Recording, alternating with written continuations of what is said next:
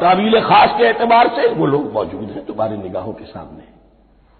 13 برس کی محنت کی کمائی محمد الرسول اللہ صلی اللہ علیہ وسلم کی اس کتاب کی، یتلو علیہم آیاتہ ویزکیہم ویعلمہم الکتاب والحکمہ، اس کا جو نتیجہ ہے وہ تمہارے سامنے۔ اولئک علی ھدی من ربہم، یہ وہ لوگ ہیں جو اپنے رب کی طرف سے ہدایت پر ہیں۔ وہ ابتدائی ہدایت بھی ان کے پاس تھی اور یہ تکمیلی ہدایت بھی، قرآن پر بھی ان کا یقین پورا ہے اور محمد کا اتباع بھی وہ کر رہے ہیں۔ وَأُولَٰئِكَ هُمُ الْمُفْلِحُونَ، اور یہی وہ لوگ ہیں جو فلاح پانے والے ہیں۔ فلاح کا لفظ بھی قرآن مجید کی بڑی اہم اصطلاح ہے، منزل مراد کو پہنچ جانا، کسی باطنی حقیقت کا عیا ہو جانا۔ اسی لیے اس پر پھر گفتگو انشاءاللہ ہوگی سورہ مومنون کے شروع میں، لیکن یہ کہ فلاح پانے والے، کامیاب ہونے والے اصل میں یہی لوگ ہیں۔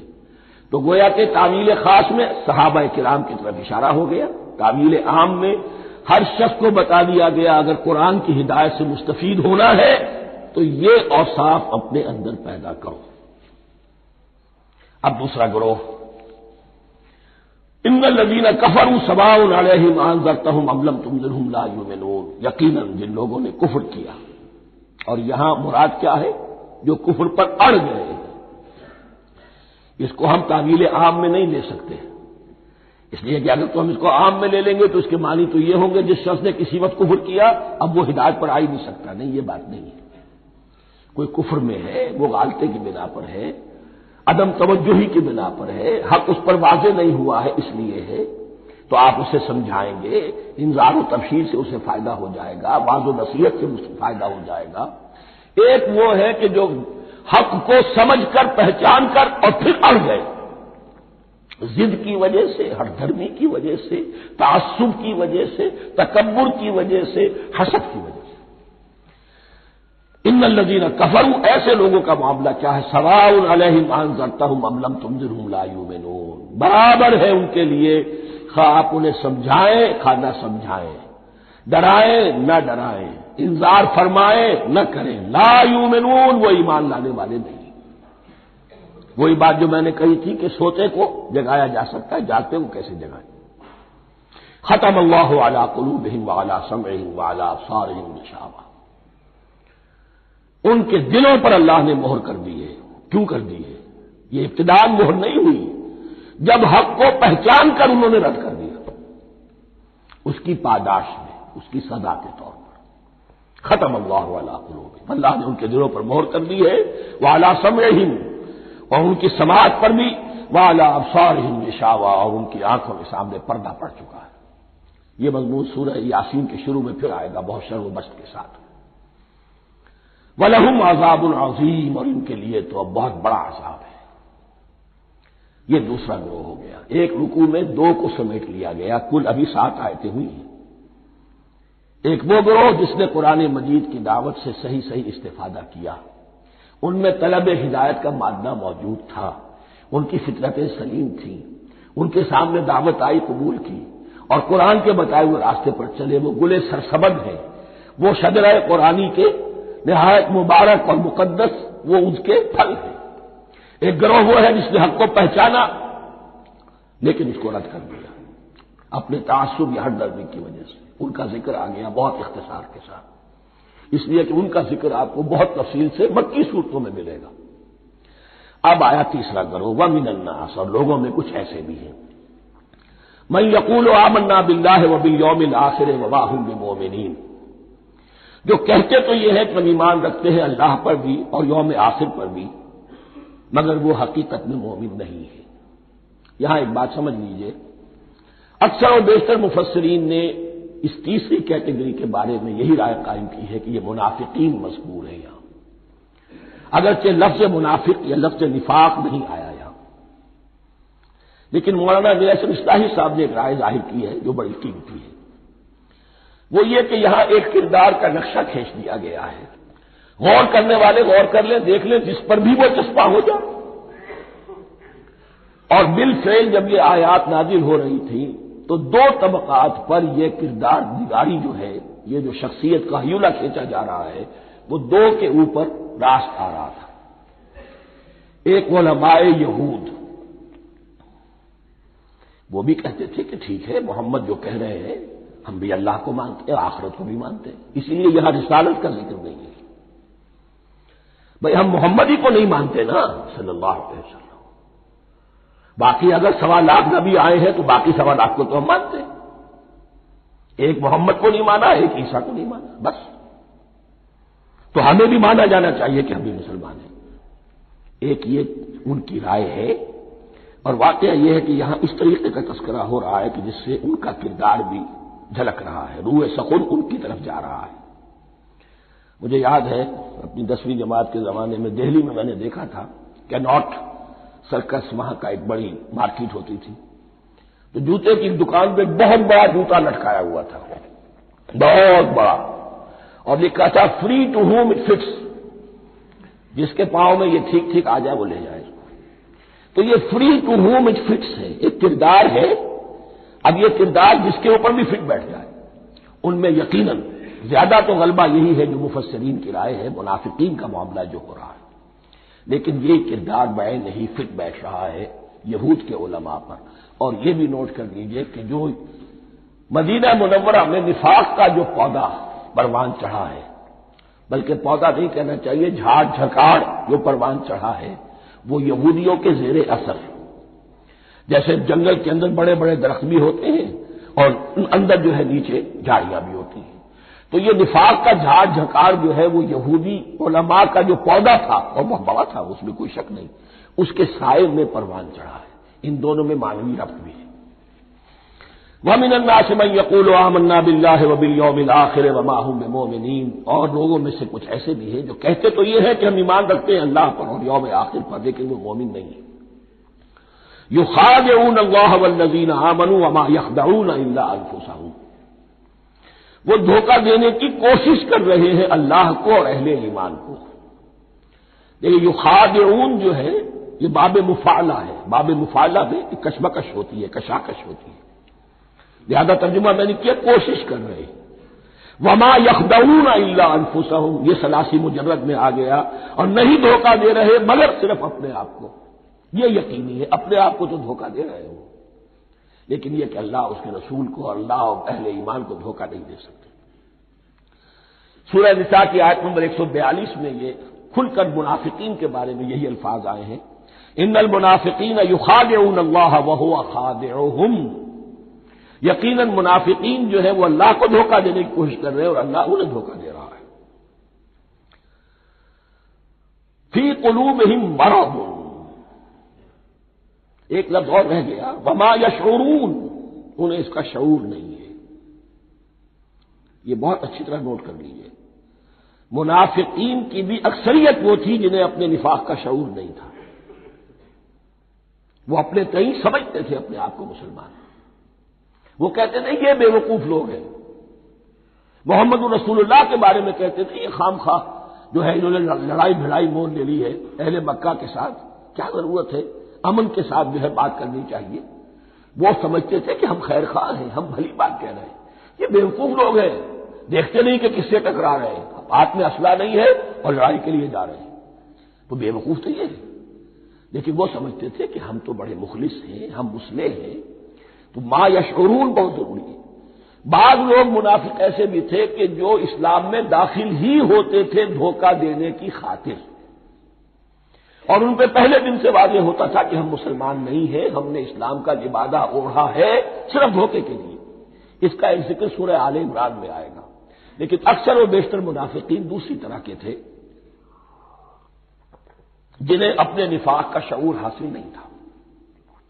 فی قلوبہم مرض, ان کے دلوں میں ایک روگ ہے, بیماری ہے. یہ روگ اور بیماری کیا ہے؟ ایک لفظ میں اس کو تعبیر کیا جائے کردار کی کمزوری, ویکنیس آف کیریکٹر. ایک شخص وہ ہوتا ہے کہ جو سمجھتا ہے یہ حق ہے, حق سے بعد آباد, اب جو ہو سو ہو. ایک حق کو حق پہچان کر رد کر دیتا ہے, وہ کافر ہو گیا. ایک حق کو حق پہچان کر آیا تو صحیح, لیکن ویکنس آف کیریکٹر کی وجہ سے قوت ارادی کمزور ہے، آخرت بھی چاہتے ہیں، دنیا کو بھی ہاتھ سے دینے کو تیار نہیں، یہاں کا بھی کوئی نقصان نہ ہو اور آخرت کا بھی سارا بھلا ہمیں مل جائے۔ یہ وہ لوگ ہیں در حقیقت کہ اس کو کہا روگ، فی قلوبہم مرض فزادہم اللہ مرضا، تو اللہ نے ان کے مرض میں اضافہ کر دیا۔ یہ اللہ کی سنت ہے، آپ حق پر چلنا چاہیں حق کا راستہ آپ کے لیے آسان کر دے گا، آپ برائی کی طرف جانا چاہیں بڑی سے بڑی برائی آپ کے لیے ہلکی ہوتی چلی جائے گی، کوئی خاص بات ہی نہیں، چلو یہ بھی کر گزرو، جب یہ کر لیا تو یہ بھی کر گزرو، اور اگر آپ بین بین لٹکنا چاہیں تو اللہ اسی پہ چھوڑ دیتا ہے۔ ٹھیک ہے، آپ سمجھتے ہیں ہم کامیاب ہو رہے ہیں، ہم نے مسلمانوں کو بھی دھوکہ دے لیا، وہ ہمیں مسلمان سمجھتے ہیں، اور یہودیوں کو بھی دھوکہ دے لیا، وہ سمجھتے ہیں کہ ہم ان کے ساتھی ہیں، تو سمجھا کامیاب ہو رہے ہیں، حقیقت میں کامیابی نہیں۔ فی قلوبہم مرض فزادہم اللہ مرضا ولہم عذاب علیم بما کانوا یکذبون، اور ان کے لیے تو دردناک عذاب ہے۔ عذاب عظیم کا لفظ آیا تھا اوپر کفار کے لیے، وَلَهُمْ عَذَابٌ عَظِيمٌ، 7ویں آیت ختم ہوئی، اور عذاب علیم کا لفظ آیا یہاں، ان کے لیے دردناک المناک عذاب ہے، بما کانوا یکذبون، بسبب اس جھوٹ کے جو وہ بول رہے تھے۔ وَإِذَا قِيلَ لَهُمْ لَا تُفْسِدُوا فِي الْأَرْضِ، اور جب ان سے کہا جاتا تھا مت فساد کرو زمین میں، مراد کیا ہے اس سے؟ کہ جب محمد کو مان لیا کہ اللہ کے رسول ہیں، اب ٹھیک ٹھیک پیروی کرو، ان کے پیچھے چلو، ان کا حکم ہے تو جنگ کے لیے نکلو، ان کی طرف سے تقاضا آتا ہے مال پیش کرو، اور اگر تم اس سے کتراتے ہو تو فساد مچا رہے ہیں، جماعتی زندگی کے اندر فتنہ و فساد پیدا کرو۔ وَإِذَا قِيلَ لَهُمْ لَا تُفْسِدُوا فِي الْأَرْضِ قَالُوا إِنَّمَا نَحْنُ مُصْلِحُونَ، وہ کہتے تھے نہیں ہم تو صلح کرانے والے ہیں، اصلاح کرنے والے ہیں، ہم چاہتے ہیں لڑنا بڑنا کوئی اچھی بات نہیں ہے، ٹکراؤ تصادم یہ کوئی اچھے کام تھوڑا ہی ہے، بس ٹھنڈے ٹھنڈے دعوت دیتے رہو، جو چاہے قبول کر لے جو چاہے رد کر دے، خامخواہ یہ ٹکرانا اور یہ جنگ کرنا اور اللہ کے دین کو غالب کرنے کے لیے یہ قربانی دو اور یہ مصیبت جھیلو اور یہ مشقت برداشت کرو اور یہ چیز چھوڑو اور یہ ترک کرو، یہ کانے کے لیے۔ وَإِذَا قِيلَ لَهُمْ لَا تُفْسِدُوا فِي الْأَرْضِ قَالُوا إِنَّمَا نَحْنُ مُصْلِحُونَ أَلَا إِنَّهُمْ هُمُ الْمُفْسِدُونَ وَلَٰكِن لَّا يَشْعُرُونَ، آگاہ ہو جاؤ کہ وہی ہے مفسد، فساد پھیلانے والے، اس لیے کہ محمد رسول اللہ کی دعوت ہے زمین میں اصلاح کے لیے، اس اصلاح کے لیے کچھ آپریشن کرنا پڑے گا، مریض اس درجے کو پہنچ چکا ہے کہ آپریشن کے بغیر اس کی شفا نہیں ہوگی، اب اگر تم اس کے راستے میں رکاوٹ بنتے ہو تو در حقیقت تم فساد مچا رہے ہو، لیکن تمہیں اس کا شعور نہیں۔ الا انہم هم المفسدون ولکن لا یشعرون، پھر دیکھیے نوٹ کیجیے شعور نہیں ہے، شعوری نفاق اور شے ہے، غیر شعوری نفاق ہے جس کا یہ سارا تذکرہ ہو رہا ہے۔ وَإِذَا قِيلَ لَهُمْ آمِنُوا كَمَا آمَنَ النَّاسُ، اور جب ان سے کہا جاتا ہے ایمان لاؤ جیسے دوسرے لوگ ایمان لائے، آخر دیکھو دوسرے یہ اہل ایمان ہیں، جب بلاوا آتا ہے فوراً لبیک حاضر ہوتے، جو بھی ہو یہ تم جو ہے آخر تم نے اور روش اختیار کی۔ وَإِذَا قِيلَ لَهُمْ آمِنُوا كَمَا آمَنَ النَّاسُ قَالُوا أَنُؤْمِنُ كَمَا آمَنَ السُّفَهَاءُ، وہ کہتے ہیں کہ کیا ہم ایمان لائے جیسے یہ بے وقوف لوگ ایمان لائے، انہیں تو اپنے نفع کی فکر، نہ نقصان کی فکر، نہ خطرات کا کوئی خیال، نہ اندیشوں کا کوئی گمان، جان جائے مال جائے، اولاد کو چھوڑ دیں، گھر بار چھوڑ کے آ گئے ہیں، ان سے بڑے بے وقوف کون ہوں گے؟ بال بچے چھوڑ آئے ہیں کفار مکہ کے رحم و کرم پر، سرداران قریش جو چاہے ان کے ساتھ کریں، تو یہ تو بے وقوف لوگ ہیں۔ آج کل آپ کہتے ہیں ایسے لوگوں کو فینیٹکس ہیں، یہ فینیٹکس ہے، دیکھ بھال کر چلنا چاہیے، دائیں بائیں دیکھ کر چلنا چاہیے، نفع نقصان کا خیال کر کے چلنا چاہیے، چاہے حق ہے ٹھیک ہے، لیکن بہرحال اپنی مصلحتوں کو بھی اور اپنی اہل و عیال کی مصلحتوں کو بھی دیکھنا چاہیے۔ یہ لوگ تو معلوم ہوتا ہے کہ بالکل دیوانے ہو گئے، فینیٹکس ہو گئے۔ وَإِذَا قِيلَ لَهُمْ آمِنُوا كَمَا آمَنَ النَّاسُ قَالُوا أَنُؤْمِنُ كَمَا آمَنَ السُّفَهَاءُ أَلَا إِنَّهُمْ هُمُ السُّفَهَاءُ وَلَٰكِن لَّا يَعْلَمُونَ، آگاہ ہو جاؤ کہ وہی بے وقوف ہیں لیکن انہیں علم نہیں ہے، وہ صادق الایمان جو ایمان کی ہر تقاضے کو پورا کرنے کے لیے ہر وقت حاضر ہیں، ان سے بڑا عقل مند کوئی نہیں، ان سے بڑا سمجھدار کوئی نہیں۔ انہوں نے یہ جان لیا ہے کہ اصل زندگی آخرت کی زندگی ہے، یہ نہیں ہے، یہ تو عارضی ہے، کل نہیں آج ختم ہو جائے، آج نہیں ابھی ختم ہو جائے، کیا فرق پڑے گا؟ جانا تو ہے، اب نہیں تو کل، کل نہیں تو پرسوں جانا تو ہے۔ تو عقل تو ان کے اندر ہے۔ الا انہم ھم السفہاء ولکن لا یعلمون واذا لقوا الذین آمنوا قالوا آمنا، اور جب یہ ملتے ہیں ان سے جو اہل ایمان ہیں تو کہتے ہیں ہم بھی ایمان رکھتے ہیں۔ اب یہ ان دونوں پر آئے گا۔ عام جو یہودی تھے وہ بھی کہتے تھے کہ ہم بھی تو آخر اللہ کو مانتے ہیں، آخرت کو مانتے ہیں، اور منافق تو تھے ہی جو رسول کو بھی مانتے تھے۔ وَإِذَا خَلَوْا إِلَىٰ شَيَاطِينِهِمْ، اور جب یہ اپنے شیطانوں کے پاس خلوت میں ہوتے ہیں، اور یہاں شیاطین سے مراد ہیں اہل کتاب یہود کے علماء، ان کے سردار، یا عبداللہ ابن ابی جو منافقین مدینہ کا سردار تھا۔ اگر وہ کبھی ملامت کرتا ہے، دیکھو تم تو معلوم ہوتا ہے بالکل مسلمانوں میں شامل ہی ہو گئے پوری طرح سے، تمہیں کیا ہو گیا، تم ہر بات مان رہے ہو۔ اب انہیں یہ کچھ نہ کچھ اپنی وفاداری کا یقین دلانے کے لیے کہنا پڑتا تھا، نہیں نہیں ہم انہیں بیوقوف بنا رہے ہیں، ہم ان سے ذرا تمسخر کر رہے ہیں، ہم ہیں آپ کے ساتھ ہی، آپ فکر نہ کریں۔ اسی لیے یہ دو منہ ہونا، نفق کہتے ہیں سرنگ کو جس کے دو دروازے ہوتے ہیں، باقی زیر زمین ہے۔ نافقہ گوہ کا بل ہے کہ دو دروازے رکھتا ہے، دو اس کے منہ رکھتا ہے کہ ادھر سے اگر کتا داخل ہو جائے شکار کے لیے تو ادھر سے نکل بھاگے، ادھر سے آئے تو ادھر سے نکل بھاگے۔ تو دو منہ انسان، یہ در حقیقت جس کو پھر سورہ نساء میں کہا گیا لا الہ الا ولا الہ الا، نہ ادھر کے ہیں نہ ادھر کے، مذبذبین بین ذالک، اس کے درمیان مذبذب ہو کر رہ گئے۔ یہ شیطان کا لفظ یہاں سمجھ لیجئے، اس کے دو رائے ہیں کہ یہ شطنہ سے بنا ہے یا شات سے بنا ہے، شین الف توئے یا شین تو نون۔ شطنہ کے معنی تباہ ادا کو بہت دور ہو گیا، دور ہو گیا، شیطان سے مراد جو اللہ کی رحمت سے بہت دور ہو گیا۔ اور شاتا یشیتوں کے معنی ہے احترق غضبا وحسدا، کوئی شخص غصے اور حسد کے اندر جل رہا ہو، وہ شاتا یشیتو ہے۔ اس سے فعلان کے وزن پر، رحمان کے وزن پر، غضبان کے وزن پر شیطان، یعنی وہ کہ جو حسد اور غضب کی آگ میں جل رہا ہے۔ تو یہ ایک تو شیطان وہ ہے کہ جو جنات میں سے ہے، جس کا نام عزازیل تھا پہلے، اب ہم اسے ابلیس کے نام سے جانتے ہیں، وہ ایک شیطان ہے، جنی ہے۔ پھر یہ کہ جو بھی اس کے پیروکار ہیں دنیا میں، انسانوں میں سے ہو یا جنات میں سے ہو، وہ بھی شیاطین ہیں۔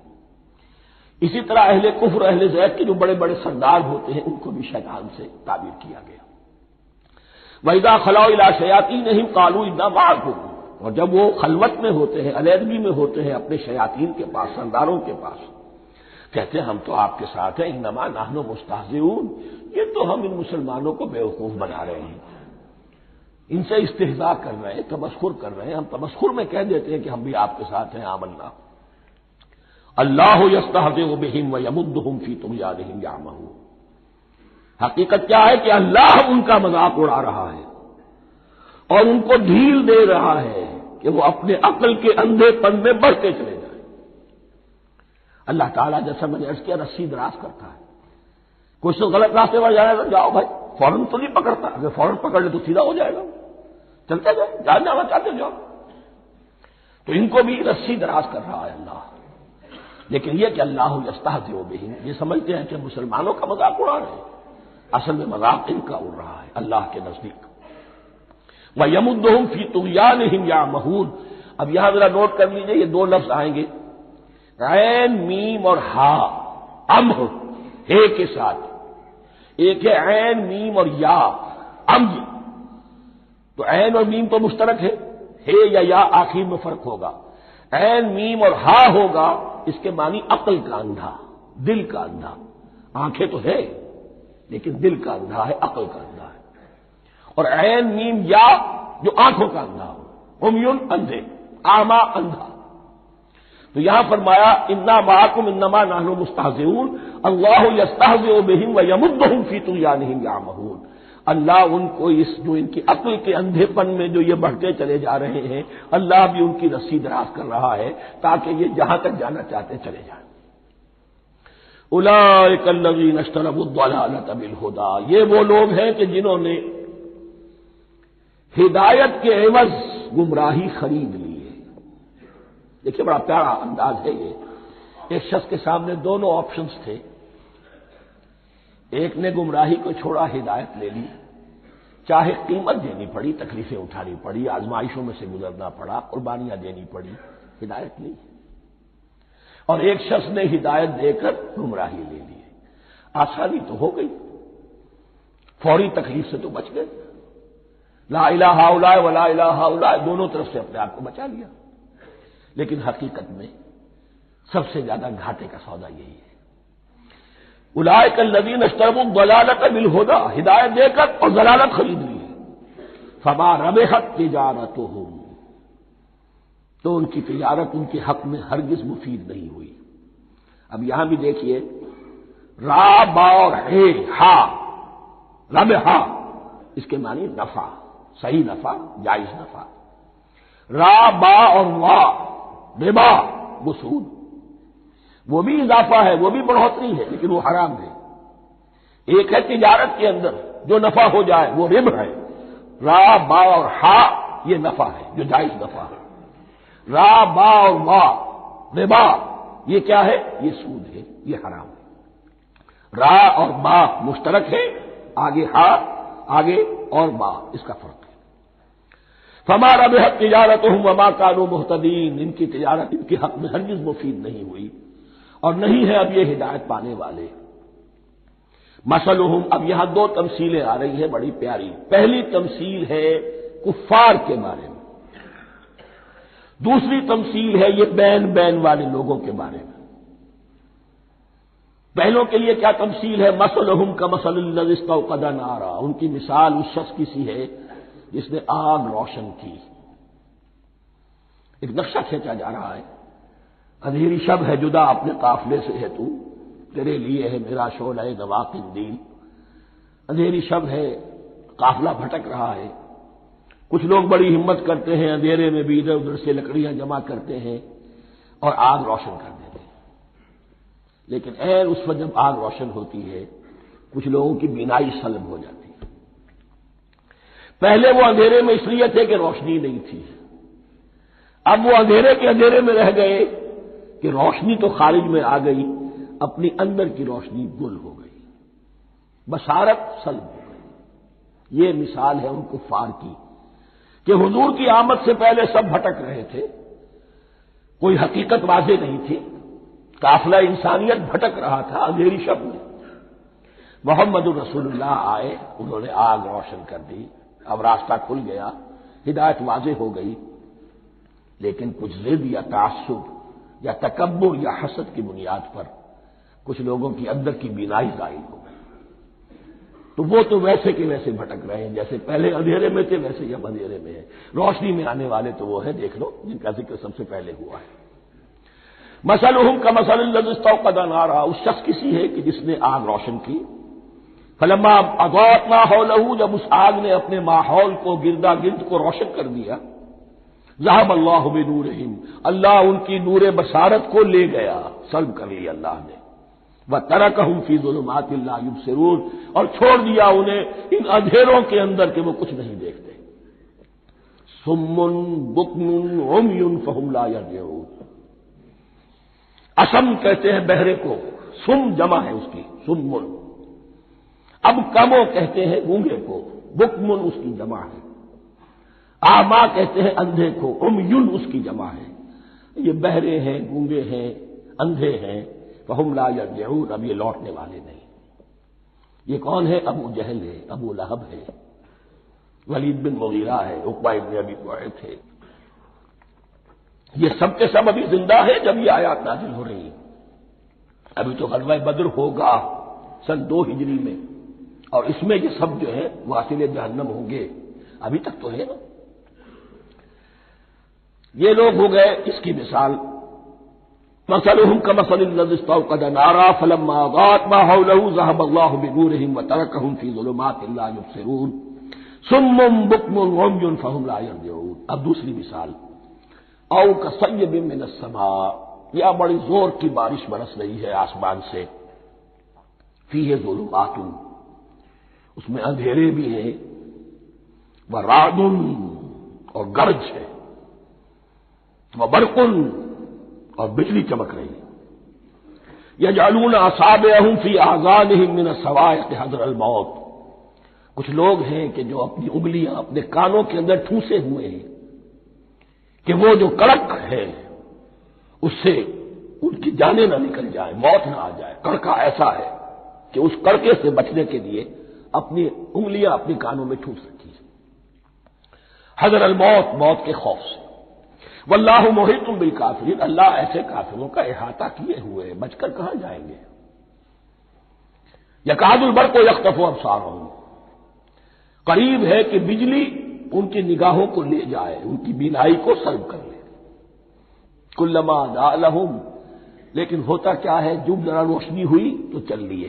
مشوا فیہ، بجلی چمکی، کچھ نظر آ گیا دائیں بائیں تو کچھ تھوڑا سا چل لیے. وَإِذَا أَظْلَمَ عَلَيْهِمْ، اور جب تاریکی ان پر طاری ہو گئی، قاموا، کھڑے کے کھڑے رہ گئے. یہ نقشہ ہے ان کا کہ ایک طرف بارش ہو رہی ہے، قرآن مجید ہے، آسمان سے نازل ہو رہا ہے، یہ ماہ مبارکہ ہے، یہ کتاب مبارک ہے، لیکن یہ کہ اس کے ساتھ کڑکے ہیں، گرج ہے، کفر سے مقابلہ ہے، کفر کی طرف سے دھمکیاں ہیں، اندیشے ہیں، خطرات ہیں، امتحانات ہیں، آزمائشیں ہیں. ذرا کہیں حالات کچھ بہتر ہوئے، کچھ جسے بریدنگ سپیس کہتے ہیں ملی تو تھوڑا سا چل لیے. ہم بھی مسلمان ہیں، کوئی خاص موقع نہیں ہے، کسی جنگ کے لیے بلایا نہیں جا رہا ہے تو بڑھ چڑھ کے باتیں کر رہے ہیں، اپنے ایمان کا اظہار بھی کر رہے ہیں. جیسے ہی کوئی آزمائش آئی ٹھٹک کر کھڑے کے کھڑے رہ گئے. وَلَوْ شَاءَ اللَّهُ لَذَهَبَ بِسَمْعِهِمْ وَأَبْصَارِهِمْ، اللہ چاہتا تو ان کی سماعت اور بصارت کو بھی سلب کر لیتا، لیکن اللہ کا قانون یہی ہے، جو جہاں رہنا چاہے اس نے آزادی ارادہ دی ہے انسان کو. تم اگر مومن صادق بن کر رہنا چاہتے ہو اس کو آسان کر دے گا تمہارے لیے. تم نے اپنے تعصب کی وجہ سے، اپنے تکبر کی وجہ سے کفر کا راستہ اختیار کیا، اللہ اسی کو کھول دے گا. تم بیچ میں لٹکنا چاہتے ہو لٹکتے رہو، اللہ تعالیٰ جو ہے جبرن کسی کو نہ حق پہ لائے گا نہ جبرن کسی کو باطل پر لے کر جائے گا.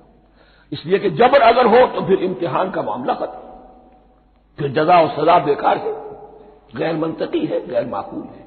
ان اللہ علی کل شیء قدیر، یقیناً اللہ تعالیٰ ہر چیز پر قادر ہے.